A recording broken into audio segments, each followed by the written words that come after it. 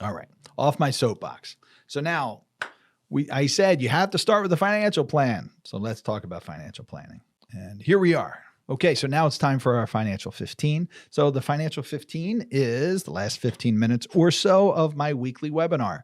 And the first part of the weekly webinar, we talk about IRA distribution rules and things to pay attention to, and great information we get from the true IRA experts, Ed Slott and his analyst team. And how to avoid those mistakes. We talked a few minutes about the markets, what the market performance was, what to look out for this week, and some analyst reports about what we think that the market is going to be, or what we should be paying attention to. And then we go into our financial planning topic. So if you're just joining us for a financial planning topic, our financial 15, and you haven't already subscribed to our YouTube channel, please hit the subscribe, like, and notification button. And if you want to contact us, you can do so by going to our website at attleboroughwealth.com. That's attleboroughwealth.com. If you have questions for us or would like to schedule a appointment to see me, you can reach us at questions@attleboroughwealth.com. That's questions@attleboroughwealth.com. And if you're one of our dear clients, you don't have to just email us. You can email us, but you have a scheduling link, or you can call us, and we'll make sure that we get you in as quickly as possible. So let's dive into the financial 15. So this is part 3 of a 4-part series. Part 1 was the true cost of retirement expenses. Most people, we reviewed this, most people underestimate their expenses in retirement on a variety of levels, but one of them just is their general expenses, what they're going to spend on, food, fun, their medical expenses. We've talked about medical costs in part 2, but just their general retirement costs. Most planners, they ask you what you want to spend during retirement. You say $7,000 a month or $10,000 a month or so much a year. And that's what they put into their plan document without spending the time to really go in and shake the trees. You've got to shake those trees, because my experience is that most people have a pretty big difference in what their actual expenditures are and what their assumed or their perceived expenditures are. And some people will really fight you about that. But and I shared some of the tools that we use to uncover those expenses. Part 2 was medical costs after Medicare. And IRMAA's kind of part of that, but IRMAA deserves its own discussion. That's why we're talking about that today. But medical costs after Medicare, out-of-pocket costs, other costs that you have, and the national average, the area average, national average is probably closer to $6,000 a year. So I'll just use that. Many of you listen from around the country. So about $6,000 a year for an average healthy individual is what Medicare tells us. A healthy individual spends out of pocket for medical costs after you start receiving your Medicare benefits. So that's really important, because if you're married, that's about $12,000 a year that you may not be planning for. And these are the things that can surprise you. And these are the critical items that maybe if you had known differently in the past, you would have made different decisions about how you're planning for your retirement. But we hope to bring these things to you so that you can plan for an effective and efficient retirement and a comfortable retirement. And then today, that brings us to part 3. This is one of the biggest surprises I hear from people. And they say, I knew about Uncle Sam. We talk about taxes. Everybody knows about taxes. We're going to talk about taxes next week. Most people have a different view of what their tax rates are going to be, but I'm going to let that go to next week.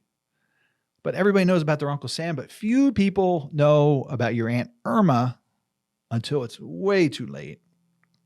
So we're going to talk about IRMAA, and IRMAA is the income-related monthly adjustment amount. Income-related monthly adjustment amount that is assessed to your Medicare benefits as a surcharge. And one of the big surprises that people find is that it's a 2-year look back. So it's from money you earned and distributions you've had, your modified adjusted gross income, looking back 2 years. That's how you're assessed today. So that is a shock for people, because you can't fix it for sure. You really have to do some long-range planning. I'm going to show you how you can do that to reduce or avoid it. So I've got some questions here. So what is IRMAA? We talked about that. That is income related monthly adjustment amount. That's the amount of money that is tracked, or excuse me, that's the assessment that's tracked depending on your modified adjusted gross income. And then how is it calculated? So the best thing that you can do, and let me pull this down. So here's our website, attleborowealth.com. Again, that is attleborowealth.com. If you go into this education and resources, let me just clear that. Go into this education and resources and go to the slot corner. So that's everything Ed Slot. So I'm opening that up. So you've heard me say this before, but there's some really good information in here. There's a couple good videos. Here's a picture of me and Ed. So watch these videos. So this is a video Ed did for me a bit ago. And this is a webinar of Ed and I. And then this is what is a member of Ed Slot's Elite Advisor Group. You should watch that. That's good. But if you go down here to download free tax planning materials, we're going to be focusing on the gray form that's going to scroll up here in a second. This one, and that's the 2023 Medicare planning chart. But you put in here, it's going to ask for your email. That's okay.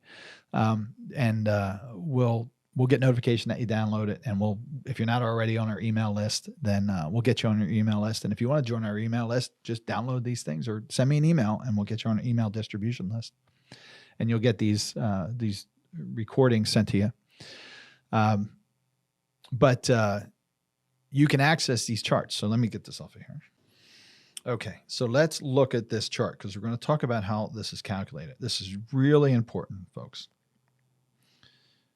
So this is for Part B and Part D charges. So it shows here that I'm just going to kind of move along and highlight this. So we're looking at modified adjusted gross income. So here we go. That's what I was looking for.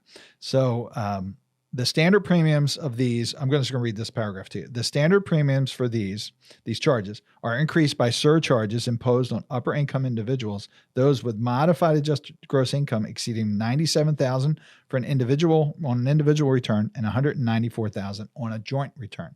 I want you to remember that because, I had a conversation coming out of the class that the online class that we had last week. I had a conversation with a fellow who was he was a CPA and he had things very, very together. And he said to me, one of the things that really stuck with me out of the class, he said, I never even considered the effect of one of us passing away on our standard deduction. So what does that mean? Well, not unlike IRMAA, you've got, married filing single, married filing joint. These thresholds that I'm going to go over with you are much different. So when one of you passes away, and if you're fortunate enough to be in retirement with someone, your spouse, assuming someone you love, your spouse, one of you is going to go before the other. And as soon as that happens, there's a lot of baggage and stuff around that, but certainly you're greatly affected from a tax point of view. And one of the effects is your standard deduction is cut in half, right? So any deductions you have, if you're claiming your standard deduction, which most people do during their retirement, gets cut in half. Your IRMAA charges come much more quickly because they start at $97,000 compared to $194,000. And your tax rates go up because your income amounts trigger higher taxes at lower levels. So a lot of bad things happen from a tax point of view when one of you passes away. So this very learned and researched and very bright individual said, I just didn't consider that. And that's not an intellectual issue. It's because it's hard to consider our own demise or the person who's closest to us. So there's definitely other things at work here, folks. But let's talk about these thresholds. So we're talking about Part B and Part D. So if you downloaded this chart and read through it, if you're concerned at all about Medicare, IRMAA surcharge on Medicare, you should definitely download this and read through it. And if you wanted to go through it individually, schedule time with me, and I would love to do that. So let's look at where we are today. This is 2023. Now, mind you, these surcharges are for income from 2021.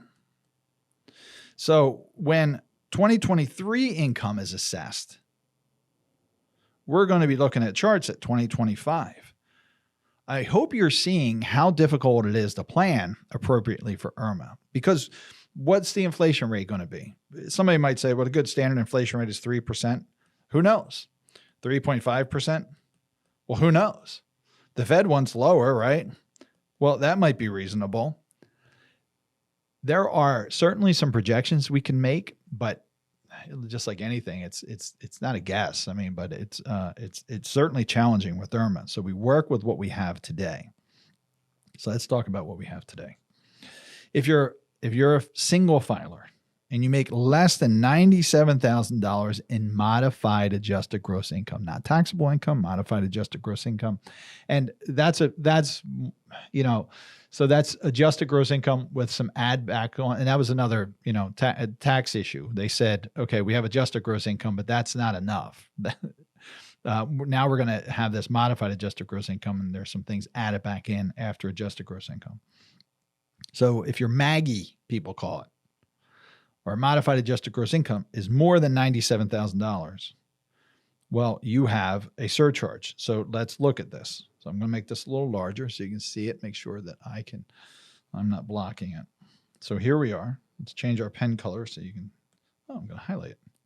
Over 97,000 to 123 for a single filer, and over 194,000 for a married couple. They start adding these surcharges. Part B is $65.90, and Part D is $12.20. And for your total charge of $78.10. So your base premium is goodness gracious, $164.90, and then you have to add on to that. So it adds on to that. So you might say, okay, that's not bad. Now remember, if you're a married couple, that is times 2, and that is every month.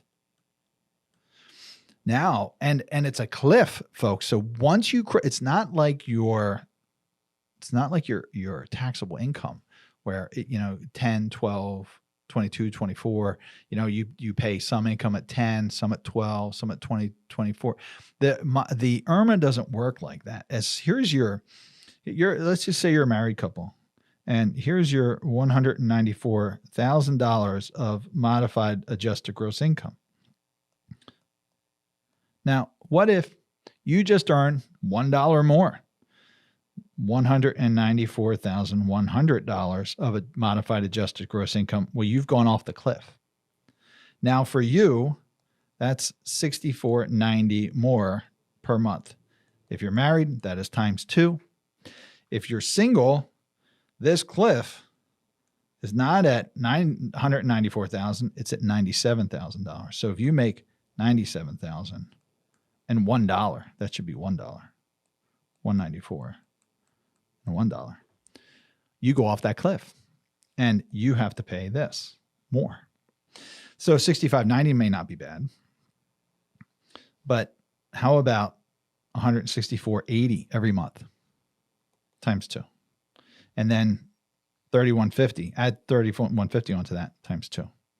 How about $263,070 times 2, plus another $50.70 times 2.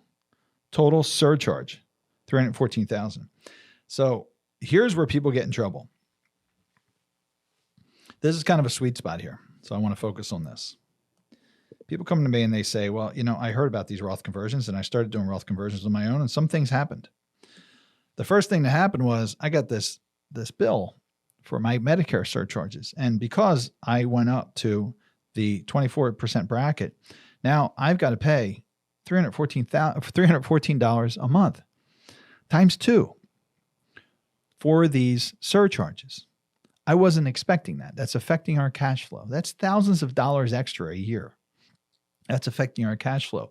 Was that the right thing to do? Then you start questioning yourself. Oh my goodness, I thought Roth conversions were a good thing to save me money over time, but now I have to pay these things immediately. Not only am I paying tax immediately, but I have this new person in my life, IRMAA, who I've got to also pay because I did these things. And I only went over, could you imagine the frustration? $306,001. And now you're over and you're in this, slot number 4. Or Ed Slot probably wouldn't like that. Bracket number 4 for IRMAA, and it's $153,001 if you're single. Just for married.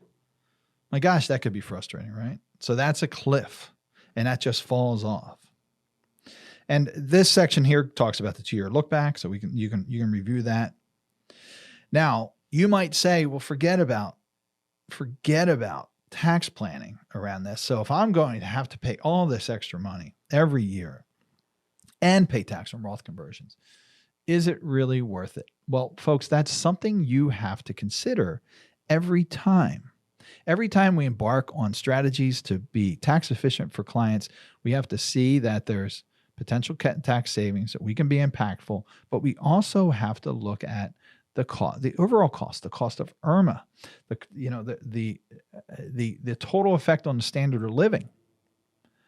So how do you evaluate that? Well, simply this is what we do, because you can't just say, well, if I don't do Roth conversions, and why am I talking about Roth conversions? Because Roth conversions adds income, right? So if you move $100,000 a year from your tax deferred bucket to your tax free or tax advantage bucket via Roth conversion, and your modified adjusted gross income was already at $200,000, then it's likely that $100,000 would at least trigger this second. If you're married, would trigger this second bracket. If you're single, it would trigger the third bracket, right? Or even maybe the fourth at that. Yeah, certainly the fourth at that point. So you've got to be aware that Roth conversions are likely, if you're in or around age 65, it's likely to start triggering IRMAA. So ideally, of course, you learn about these things earlier, and you start your Roth conversions when you're in your late to mid 50s, and you get it all done before you're 65 years old. And wouldn't that be great? I've never had anybody who said, geez, I wish I would have waited a little bit longer to do this. Everybody says, I wish I would have known about this 10 years ago. But it shouldn't stop you from considering if it's right for you.